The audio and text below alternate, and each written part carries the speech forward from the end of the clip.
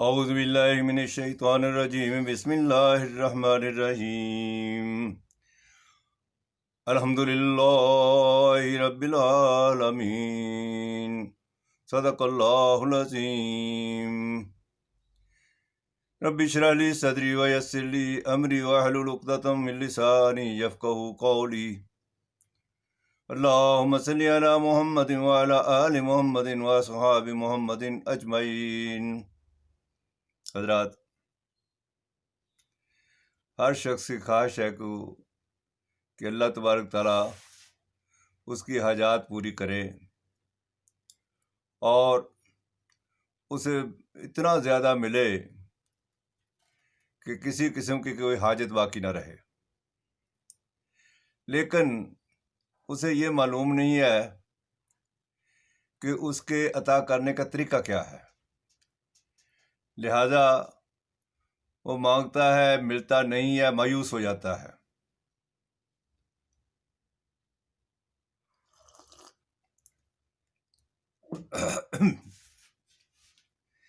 آج ہم اللہ تبارک تعالیٰ کی عطا کرنے کی صفت کے حوالے سے معاف کرنا، عطا کرنے کے حوالے سے جو قرآن حکیم کے اندر قوانین اس نے بیان فرمائے ہیں وہ عرض کریں گے،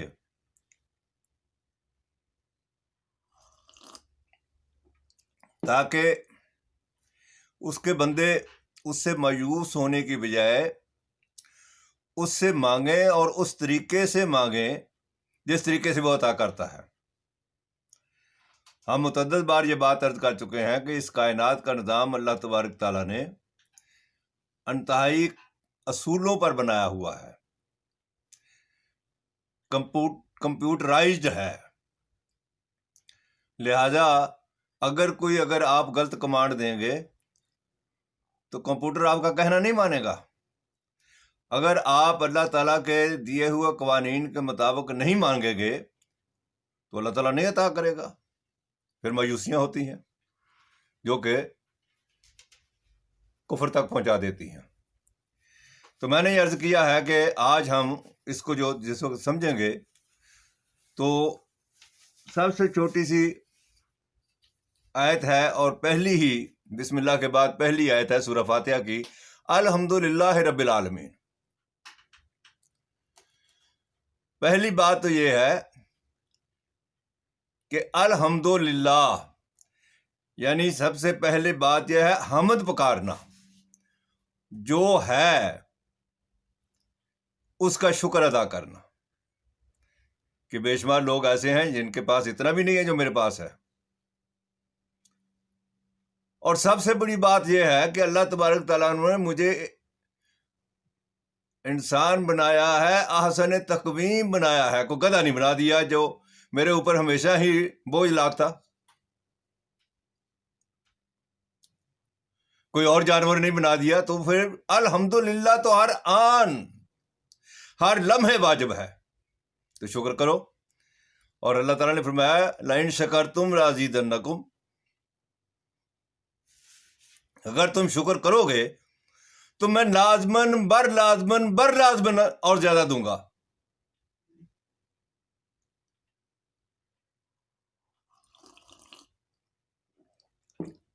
تو الحمدللہ رب العالمین، میں اللہ تعالیٰ کا شکر ادا کرتا ہوں کہ مجھے اس نے قرآن حکیم سمجھنے کی توفیق عطا فرمائی اور اس کے جو قواعد اور ضوابط ہیں ان کی طرف رہنمائی فرمائی، اور مجھے اللہ تبارک تعالیٰ نے یہ ایک نظام دیا جس کے تحت میں اب اس پیغام کو دنیا تک پہنچا رہا ہوں، تو شکر ہے الحمدللہ۔ دوسری ہے رب العالمین۔ رب کہتے ہیں، اردو میں استعمال ہوتا ہے تربیت، تو رب کا لفظ جو ہے یہ اس کا مادہ ہے رے، بے اور بے، تربیت کرنا۔ اور تربیت کرنے والا صاف ظاہر ہے کہ باپ بچے کی تربیت کرتا ہے تو اس کی ہر ضرورت کی اشیاء وہ فراہم کرتا ہے، یہ تربیت کرنے والے کی ذمہ داری ہے۔ بین ہی اللہ تبارک تعالیٰ نے یہ ذمہ داری اپنے اوپر لے رکھی ہے کہ نظام ہے پانی کا، ہوا کا، سورج کا، چاند کا، زمین کا، پہاڑ کا، دریاؤں کا، سمندر کا، یہ سارا اس کے اپنے ہاتھ میں ہے. یہ بنایا میرے لیے ہے.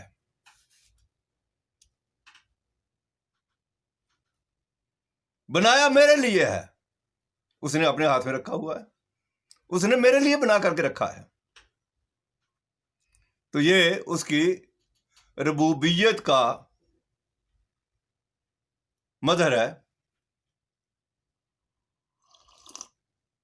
وہ رب ہے سورج کا، چاند کا، جانوروں کا، درختوں کا، پرندوں کا، انسانوں کا. رب ہے ہر شے کا. اس کے علاوہ کسی سے نہیں مانگنا. یہ واقعہ آپ کو بتا دیتا ہوں کہ حضرت یوسف علیہ السلام قید میں تھے. ان کے ساتھ 2 اور قیدی بھی تھے. ان قیدیوں کو خواب آئی اور انہوں نے حضرت یوسف علیہ السلام سے خواب کی تعبیر پوچھی. تو انہوں نے فرمایا کہ تم دونوں میں ایک آدمی جو ہے وہ پھانسی چڑھ جائے گا اور ایک آدمی بچ جائے گا. اور جو بچ جائے گا بادشاہ کے دربار میں پہنچے گا تو حضرت یوسف علیہ السلام کے دل کے اندر یہ بات آئی کہ میں اس سے کوئی بادشاہ کے لیے سفارش کی بات نہ کر دوں.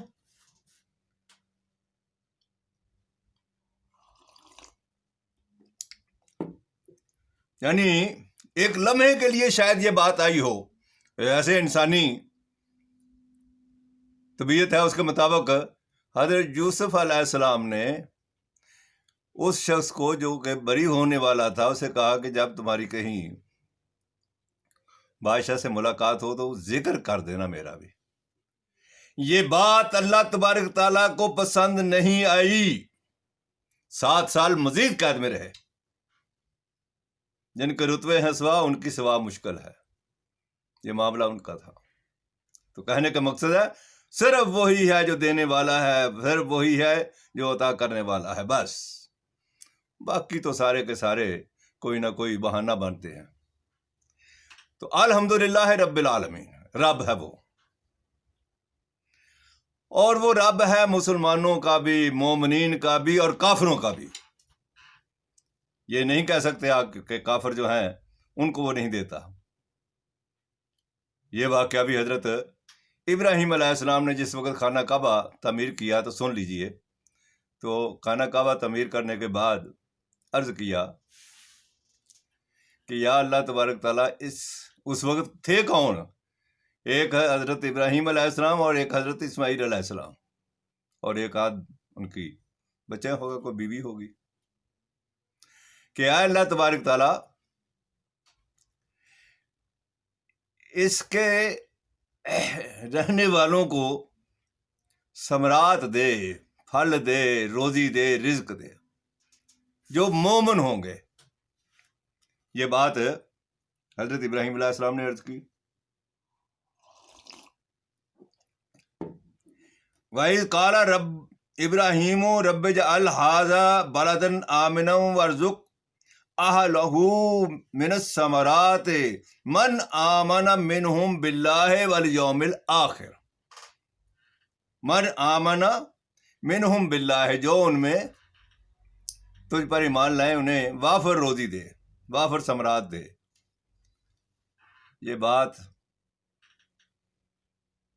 اللہ تبارک تعالیٰ کو غالباً پسند، یہ تو میں کہہ رہا ہوں واللہ عالم، لیکن اللہ تبارک تعالیٰ نے ہدایت دینے کے لیے، رہنمائی کے لیے فرمایا میں رب ہوں نا، تو بندے تو وہ بھی میرے ہی ہیں.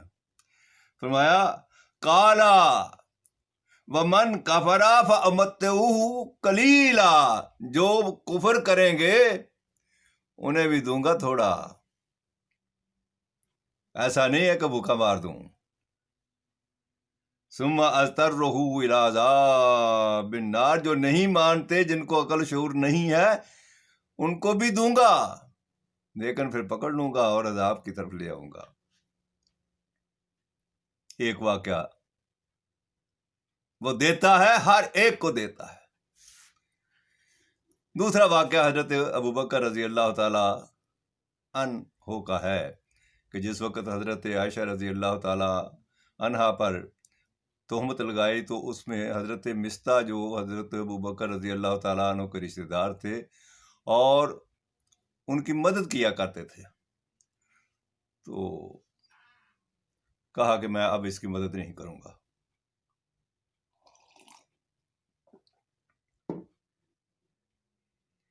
اللہ تبارک تعالیٰ نے کیا فرمایا؟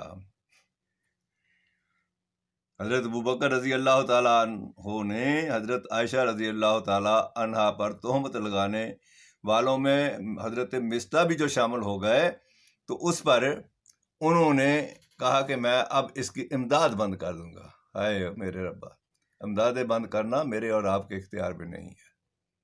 تو حضرت ابوبکر رضی اللہ تعالیٰ عنہ کو اللہ تعالیٰ نے براہ راست تو خطاب نہیں کیا، استعارتاً بات کر دی، ولا یاتل اول الفضل منکم وسعہ، جن کو ہم نے وسعت دی ہے، تم میں جو اہل فضل ہیں، وسعت والے ہیں، وسائل والے ہیں، ان یؤتوا اول القربا، کہ وہ نہ رکیں عطا کرنے میں اپنے عزیز و قرب کو، والمساکین، اور مساکین کو، والمہاجرین فی سبیل اللہ، وہ ہاتھ نہ روکیں۔ یہ تو اس کی عطا کا طریقہ ہے۔ اور جب آپ کو اس سے کچھ لینا ہو تو پکارو نا اسے، اور وہ فرماتا ہے کہ میں پکارنے والے کی پکار سنتا ہوں اور میں قریب ہی ہوتا ہوں۔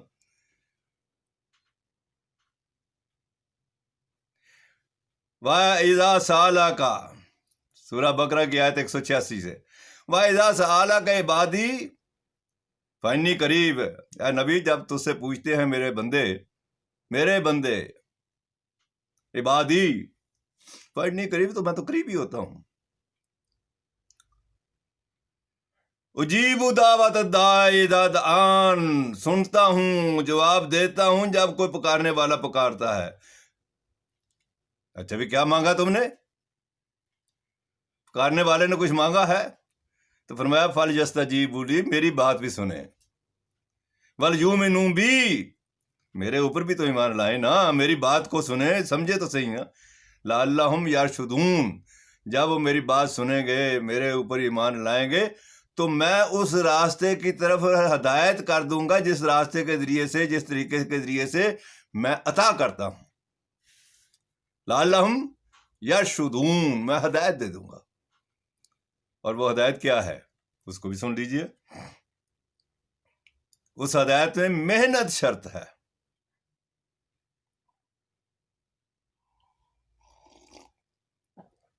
فرمایا وَأَن لَيْسَ لِلْإِنسَانِ إِلَّا مَا سَعَىٰ، انسان کے لیے نہیں ہے مگر ما سوائے اس کے جس کے لیے اس نے کوشش کی۔ اس میں دو پہلو بہت اہم ہے۔ ایک تو بلا محنت کمانا، ہیرا پھیری کے ذریعے سے، رشوت ستانی کے ذریعے سے، سبسڈیریوں کے ذریعے سے، غداری کے نتیجے سے زمینوں کو حاصل کرنا، اس کی اجازت نہیں ہے۔ وَأَن لَيْسَ لِلْإِنسَانِ إِلَّا مَا سَعَىٰ، جس کے لیے اس نے جد و جہد کی ہے۔ مزارعت کی ہر شکل حرام ہے، اس لیے کہ ایک آدمی کسی بھی وجہ سے اس کے پاس کوئی زمینداری آ گئی، جاگیرداری آئی، اکثر و بیشتر تو انگریزوں کی غلامی کرنے کے نتیجے میں، غداری کرنے کے نتیجے میں، اپنی قوم سے غداری کے نتیجے میں لوگوں کو زمینیں ملی ہے، تو فرمایا وہ ساری کی ساری حرام ہے۔ وہ ان لیس للانسان، ایک آدمی محنت کرتا ہے اور دوسرا آدمی آرام سے بیٹھا ہے، کوئی محنت نہیں کرتا، عیاشیاں اور بدماشیاں کرتا ہے، اور وہ اپنا محنت کرنے کے بعد 50% اس کو دے دیتا ہے، اس لیے کہ ایک کاغذ اس کے حوالے ہے کہ یہ زمین تیری ہے۔ ملکیت ہو سکتی ہے، لیکن وہ جو تم نے محنت کر کے مکان بنایا ہے، کپڑے خریدے ہیں، زمین خریدی ہے، جو بھی کیا ہے خود محنت کر کے، وہ تمہاری ہو سکتی ہے۔ تو ایک تو یہ محنت. تو فرمایا دوسرا کیا ہے, اس کے نتیجے میں کمی بھی ہوگی, پیشی بھی ہوگی, آزمائشیں بھی آئیں گی. تو فرمایا لازماً آزماؤں گا. وَلَنَبْلُوَنَّكُمْ بِشَيْءٍ مِّنَ الْخَوْفِ وَالْجُوعِ وَنَقْصٍ مِّنَ الْأَمْوَالِ وَالْأَنفُسِ. تو میں والثمرات لازماً آزماؤں گا. یہ سورہ بقرہ کی آیت ہی ہے, 155, 156 اور 157, ان کو بھی پڑھیں کہ میں آزماؤں گا. لازمی ہے, تو آزمائش لازمی ہے. تو اللہ تبارک تعالیٰ کے دینے کے طریقے,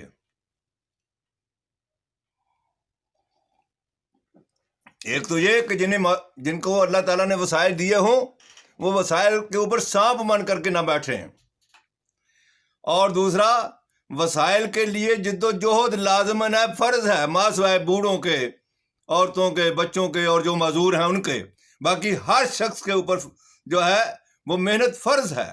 اس لیے میں نے جو اپنا چینل بنایا ہے وہ علم, محنت اور اخلاق کا چینل ہے میرا. محنت فرض ہے. اور پھر اللہ تعالیٰ نے فرمایا اولئک علیہم صلوات, ان کے اوپر تو دعائیں ہیں, رحمتیں ہیں, من ربہم ورحمہ, اور رب کی طرف سے. اولئک ھم المہتدون, اور وہی ہوں گے جو سیدھے راستے پر ہیں, ہدایت یافتہ ہیں. اللہ تعالیٰ مجھے بھی اور آپ کو بھی ہدایت پر اور ان قوانین پر عمل کرنے کی توفیق عطا فرمائے, اور اللہ تبارک تعالیٰ کی رحمتوں کا مصداق بنا دے. وآخر دعوانا ان الحمد للہ رب العالمین.